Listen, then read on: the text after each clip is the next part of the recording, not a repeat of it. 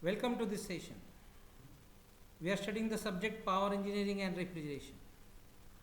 Right now, let us study the jet engines. So, what is a jet engine?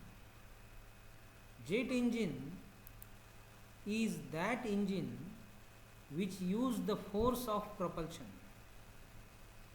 And jet engines are used in aircraft, submarines, missile propulsion.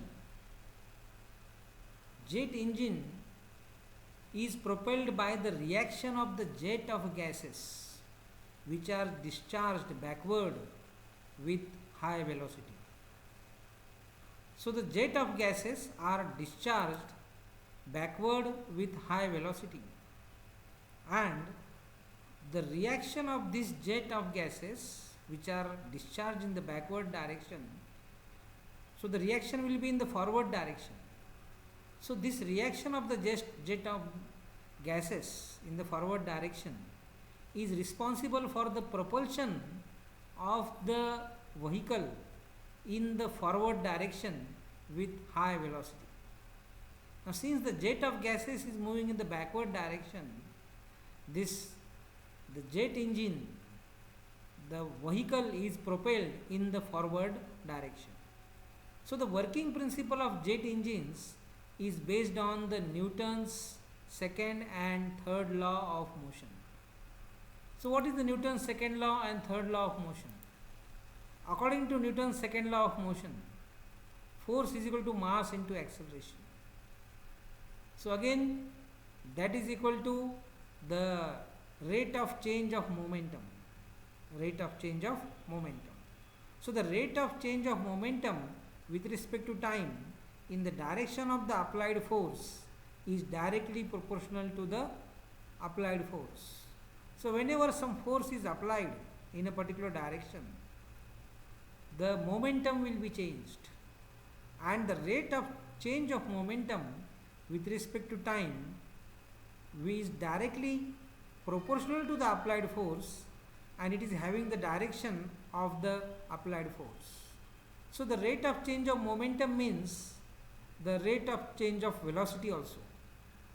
So mass into velocity divided by the time, that is momentum, and it is changed due to the application of the force, and the rate of change of this momentum is directly proportional to the applied force, and it is taking place in the direction of the applied force. So this is the Newton's second law of motion.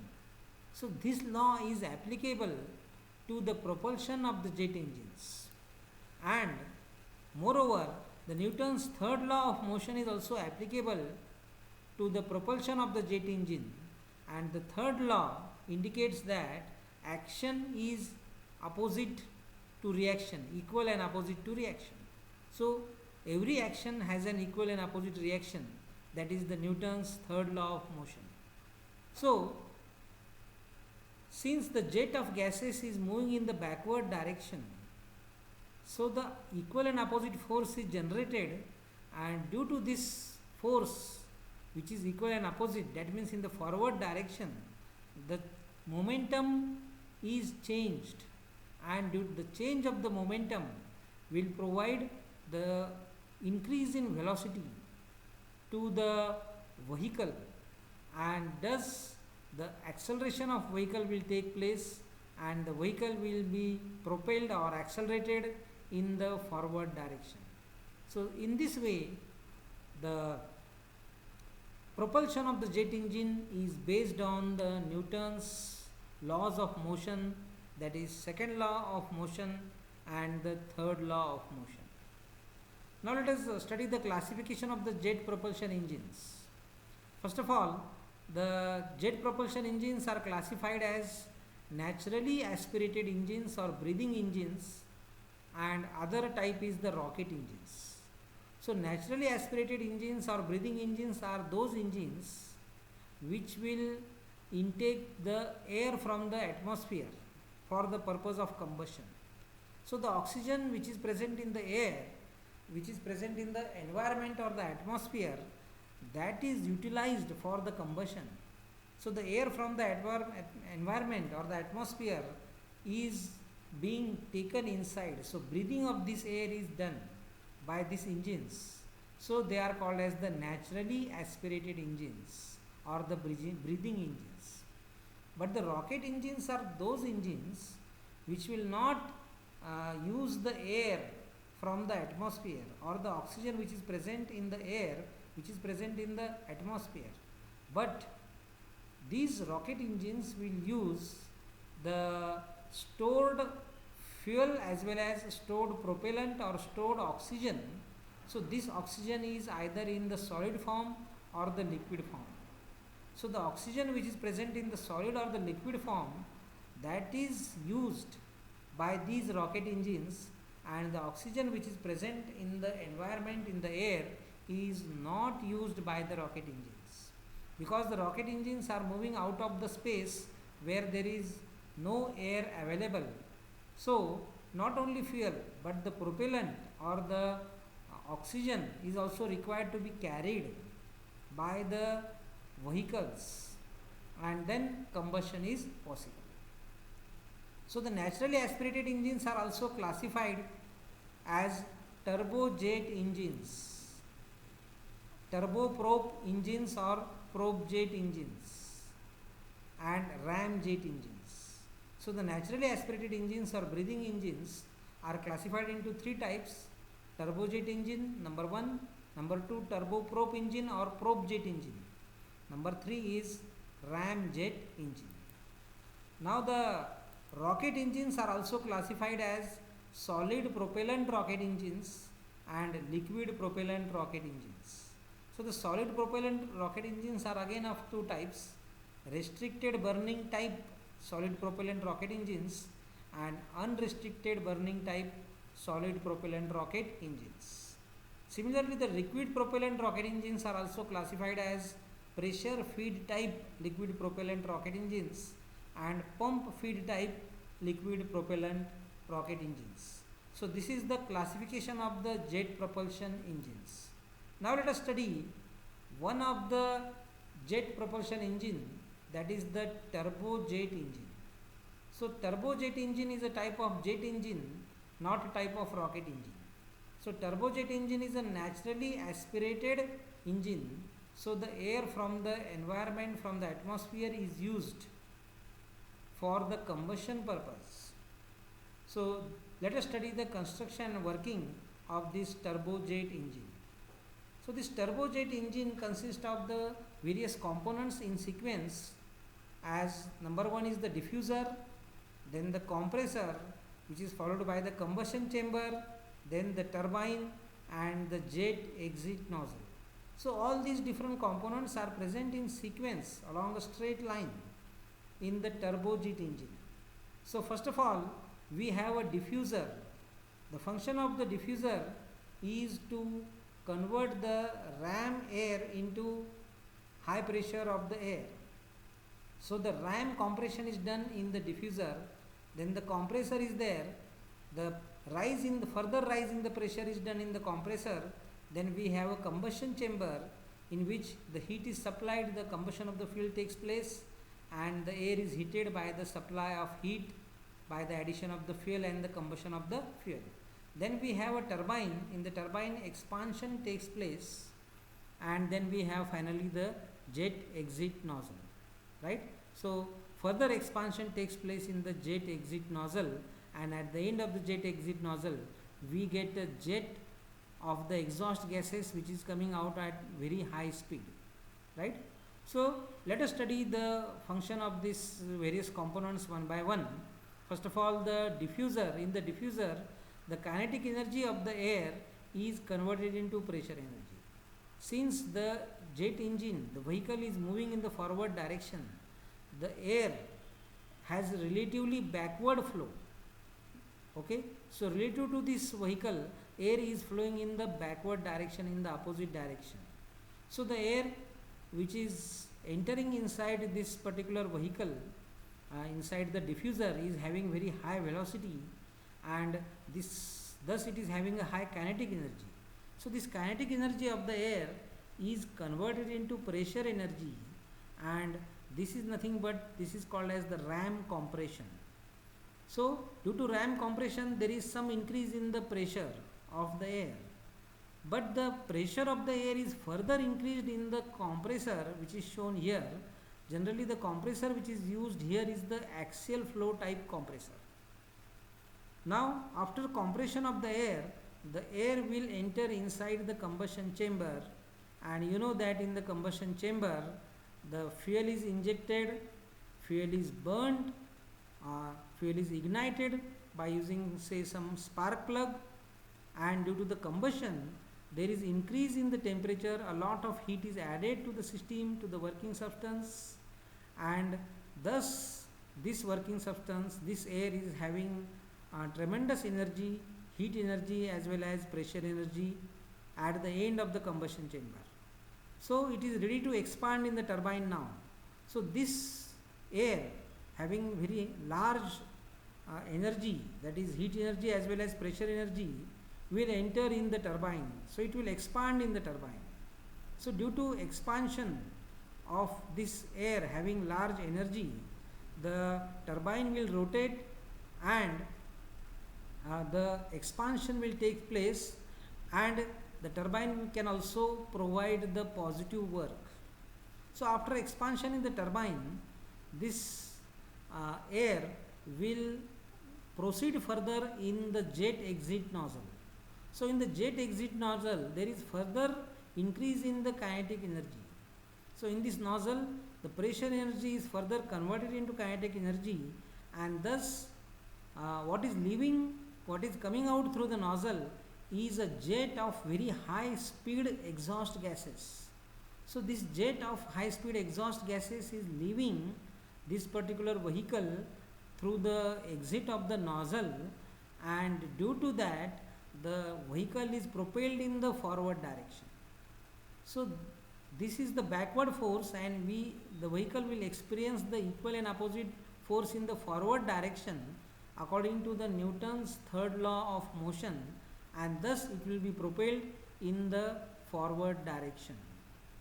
So this turbojet engine is based on the constant pressure open cycle, and no propeller is used in the turbojet engine. So this was about the turbojet engine. Next, let us study the turbojet engine. What happens to the pressure and velocity in the different components. So you can see here that in the diffuser there is increase in the pressure, but there is slight decrease in the velocity. In the compressor there is increase in the pressure. So there is no much change in the velocity in the compressor, as well as in the combustion chamber velocity will not change. But in the compressor there is a large increase in the pressure, and in the combustion chamber you will find that the pressure and velocity remains almost constant, but what is happening in the combustion chamber is the heat energy will be increased, but in the turbine you will find that the pressure is reduced because expansion takes place in the turbine and the velocity is increased in the turbine. Up to some extent the velocity is increased, but the pressure is decreased because pressure energy is converted into kinetic energy. So thus in the turbine you will find that the velocity is increased up to some extent and the pressure is decreased. But in the jet exit nozzle there is further decrease in the pressure and there is a tremendous increase in the velocity in the jet exit nozzle, so that at the exit of the nozzle we get the gases coming out of the nozzle at very high velocity, and due to this high velocity the force is experienced by the vehicle in the forward direction, and thus the vehicle is propelled in the forward direction. So this was about the turbojet engine. Now let us study the turboprop engine. So the turboprop engine and turbojet engine are quite similar. The only difference is that in case of turbojet engine we have an additional propeller. Propeller is just like a fan which is rotating, and it is at the front end of this particular vehicle. So first of all we have the propeller which is rotating, it is mounted on the same shaft, and the air first of all comes in contact with the propeller, and after propeller the air comes in contact with the diffuser. In the diffuser there is ram compression of the air and further compression of the air takes place in the compressor. Now the air will enter inside the combustion chamber where the fuel is added and the combustion of the fuel is taking place due to the ignition of the fuel, and thus a lot of heat is added to the air, and now the air is having lot of heat energy as well as pressure energy. It is ready to expand in the turbine. So this air will expand in the turbine, and thus the pressure energy will be converted into kinetic energy, and further in the jet exit nozzle the pressure energy further gets converted into kinetic energy, and at the end we get a jet of high speed gases.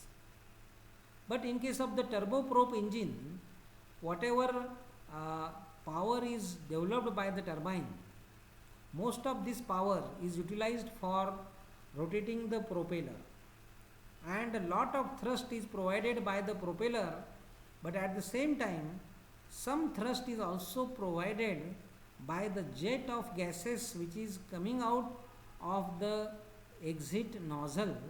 So in case of the turboprop engine, the forward thrust which is provided to the vehicle is not only by the jet of gases which is coming out of the nozzle, but it is also provided by the propeller which is present at the front end and which is rotating, and it will get the mechanical power from the turbine. So the turbine will provide the mechanical power for the rotation of the propeller, and the propeller will also provide a sufficient thrust for the propulsion of this particular vehicle. So this turboprop engine is also based on the constant pressure open cycle gas turbine. So this was about the turboprop engine. So let us study the change in the pressure and velocity in the various components of the turboprop engine. So first of all, we can see that in the diffuser the pressure is increased, in the compressor there is further increase in the pressure, but you will find that in the diffuser there is slight decrease in the velocity, in the compressor there is no change in the velocity, in the combustion chamber there is no change in the velocity, in the combustion chamber again the pressure also doesn't change, but the heat is added in the combustion chamber. But in the turbine you will find that the pressure is reduced and the velocity is increased. Similarly, in the jet exit nozzle you will find that the pressure is further reduced and the velocity is further increased, so that at the end of the exit nozzle, from the end of the exit nozzle, a high velocity jet of the gases is coming out, and that will provide the propulsion to the vehicle in the forward direction. So that was about the turboprop engine, which is also called as the turbopropeller. So now let us study one more engine, that is nothing but the ramjet engine. So this ramjet engine is a special type of jet engine. In this ramjet engine you will find that there is no propeller, at the same time there is no compressor, there is only combustion chamber and the nozzle. Turbine is also not present in the ramjet engine. So the ramjet engine is a totally different type of jet engine, in which you are having a special diffuser known as the supersonic diffuser. So the ramjet engine is used for supersonic speeds, which are even higher than the sonic speeds. So the speed of the ramjet engine is more as compared to the turbojet engine or the turboprop engine. So due to the very high speed, that is the supersonic speed of this particular ramjet engine, it comes across a shock wave at the front end. So the diffuser which is present here at the front end is nothing but a supersonic diffuser. So due to the supersonic diffuser, there is increase in the pressure, and again there is a further increase in the pressure due to the subsonic diffuser, because the velocity is decreased in the supersonic diffuser, but the further decrease in the velocity takes place due to the subsonic diffuser, and there is further increase in the pressure. Now directly the air which is ram compression of the air takes place, and after ram compression the air will directly enter now in the combustion chamber.